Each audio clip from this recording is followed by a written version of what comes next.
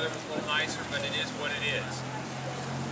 My name is Robert Malt. I'm the Executive Director of S.T.O.P, Sales Tax Opposition Partnership. And before I begin my remarks, I'd just like to ask that for the media reporting this tax, to report it as a county sales tax, because that's what it is. It is not the AV Tech tax. It is promised to AV Tech, but it is not legally bound to be used for any legal purpose. And so when people are reading your articles or your reports and they see AV Tech tax, it can be very misleading, something we've had to counteract constantly through this entire campaign. The reason for this press conference is to talk about the AV Tech Foundation giving $75,000 to the political referendum committee called Jobs for the purpose of this political campaign. We have two fundamental questions. Number one, are these scholarship funds that are being used for political purposes? If you look at AV Tech's own website, they talk about their foundation. The sole purpose is to provide financial support for the students and programs of AV Tech. Sole purpose. If that's the sole purpose, then why are they giving $75,000 of student scholarship money to a political campaign? Number two, are your taxes funding a political campaign? The AV Tech Foundation, according to their own 990 report filed with the IRS, receives taxpayer money. They also receive private donations, but taxpayer money goes to this foundation, and then they write a check to the Jobs PAC. As far as I know, and I'm not an attorney, that's illegal. But I would ask the press to do some investigation of this, because taxpayer-funded campaigns, with the exception of, I believe, judicial campaigns, are illegal in this state. We've handed out information. If you don't have it, please get it from Betty Jackson. It has detailed information from their own reports. This is not something that we've prepared. These are screenshots and copies of their own filings with the IRS and on their website. So, given that, we have some questions. Questions for the Foundation's Board of Directors. Number one, did you vote or unanimously agree to authorize this transfer of $75,000 of Foundation funds to the Jobs Referendum Committee? Did every dollar of the $75,000 come from private donors, as has been alleged by the people pushing this tax? And were these donors informed before they donated that their donation was to be used for political campaign purposes? And if so, who are these donors and how much did each of them give? In any normal political campaign, donors at $50 or more have to be disclosed. They can't be secret. And were any of these donors advised that the tax deductibility of their donation to the AV Tech Foundation, which is a 501c3 organization, could be in jeopardy since their donation was earmarked for political campaign purposes? Did you, as a board member, voice or express concerns about the legality of this transfer? Did you get legal advice? If so, from whom? And what was the substance of this advice? Did you voice or express concerns about the morality of taking funds away from student scholarships nor the potential of circumventing the intent of North Carolina campaign finance laws? Did you talk to any students, faculty, administrators, or anyone outside of the board to get their reaction to this planned political contribution? And who requested this money be contributed to the Jobs Referendum Committee? How was this request made, and when was it made? Finally, we're asking each of the foundation board members to respond to these and other questions from members of the media. We are also further asking that each of them put out a written statement by noon tomorrow that includes the following. Asking that the $75,000 be returned by the Jobs Committee to the foundation to be used for the proper purposes. Clearly state that they will personally cover any monetary shortfall in the event that Jobs can't pay it back, which is a real possibility. Because they as directors are ultimately responsible for the safe caretaking of the foundation's money.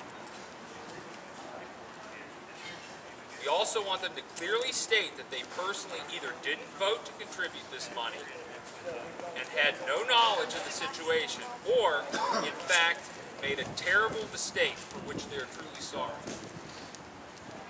We would like them to acknowledge that this matter has been handled poorly, I may say very poorly, by the leaders of the pro-tax campaign, and that they will immediately conduct a full internal investigation of the facts and cooperate with any and all outside investigations. We also ask that each of them acknowledge that this entire situation reeks of scandal. For that reason, that they are asking people to vote against the tax increase, if for no other reason than to protect the school, its directors, administrators, staff, and students from further damage to their reputation. Because this scandal and the critical needs of AV Tech, they can be funded another way, either through a bond referendum next year or some other means in the near future. We ask that each board member does this so as to protect their own reputation. Otherwise, they will be forever tainted by this AV Tech tax scandal. Thank you. I'll take questions. Have y'all checked with the IRS about whether the donation was legal? No, no. Expect the media. Have you had any response from any of the board members yet? No. Heard anything from any of them? No, we have not. Have you notified them? No, we have not notified you. I mean, it's a week before the election. I mean, it's a little late to start this kind of, I mean, The- I see your points. I'm not arguing The with you. campaign finance report just came out late Friday. We Okay. had to go through it and look through it. Oh, that's what this came from? And then, Okay, yeah, gotcha. well, we didn't know that they had given money. I didn't personally know until I think either late Monday or early Tuesday that they had given money, because their campaign finance report was filed on Friday, and Monday wasn't available until Monday. So, plus we had to look up the 990 and do some investigation, because there's nothing that says on their website that one of their purposes of the foundation is to fund political campaigns. It does say, though, that one of their purposes is for renovation and expansion on campus. Can you explain how that's different than what they've done? It is. It's not a political. That's not a political campaign. If they want to give money to fix buildings, we're all for that. Not for political campaigns. That is wrong. Also, you said that you would rather see a bond referendum, though? I think that's a better solution. We know that that's the proper solution. That's the solution that's most often it's cheaper. used. That's the honest solution. And it also costs less in interest than doing it this way. Would this mean property tax increase, though, potentially? It would. If someone has a better way, we would certainly be open to that. This is the wrong way. Robert, you just said anything about the SBA thing. Do you have any comment to make on that? It's all part of this ongoing scandal, and it smells bad. This thing is rotten to the core. It's not just that. We have donations from people that are benefiting either directly or indirectly, including the janitorial company from Tennessee that gives $10,000, presumably in hoping that these buildings will be built and they'll be able to clean them. And the contract will be worth far more than $10,000. This is part of the corruption that people are sick and tired of. Trevor.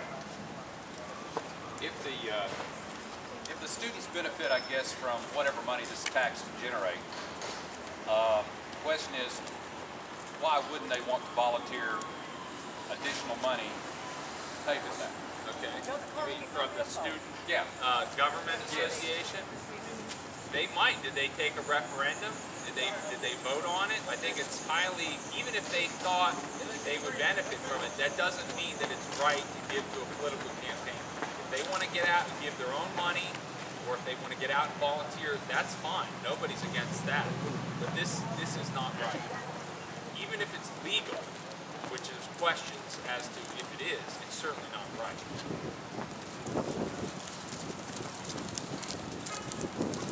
Is there anything else that citizens can do if they think that the donation from the foundation was wrong? Can you file a I complaint think to the government? citizens, right now we're asking, we can deal with that after the election.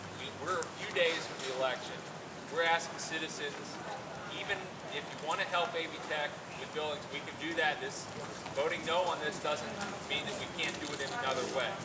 For no other reason than standing up to this corruption, vote no against the tax.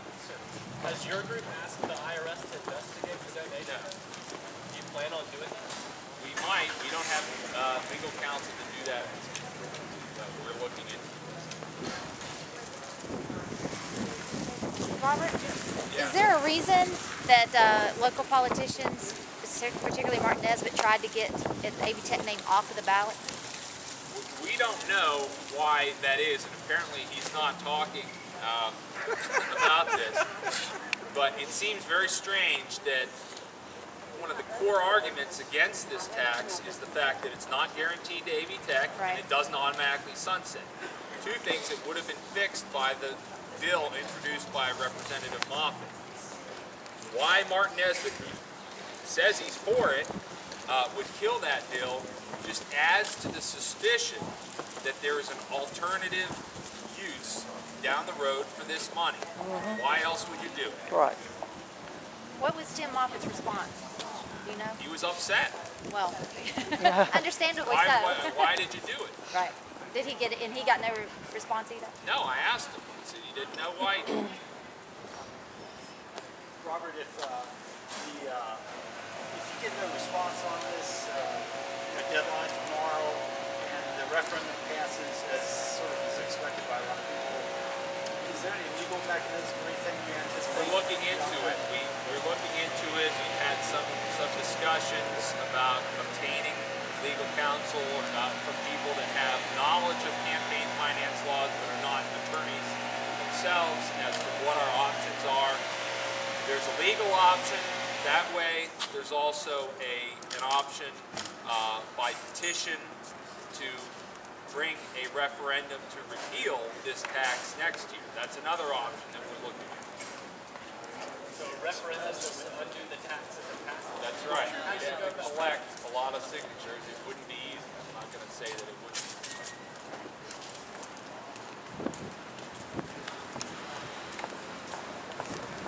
One more question, Robert. Yeah. What is your general response from the public then? Have you had, has it surprised you? Is it more than you expected, less? It's far more than I expected. We have had so many more volunteers than I could have ever imagined. We knew we would be outspent 50 to 1, okay? They have all the money, okay? They have all the cronies. We knew that going in. No problem. We have so many volunteers that have taken it upon themselves, their own time. They've given us whatever they could, $5, $10, $20. We have very few large donations of any kind. Certainly, our entire budget is less than several of their donations. But it's been overwhelming. I had a guy call me from a hospital bed yesterday.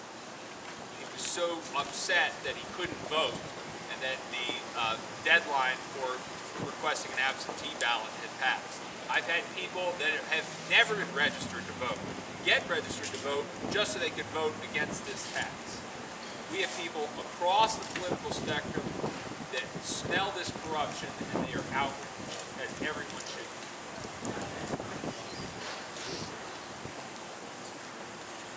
Okay, if there's no other questions, thank you all for coming. I know you're probably cold. So his eyes are getting towards his coat.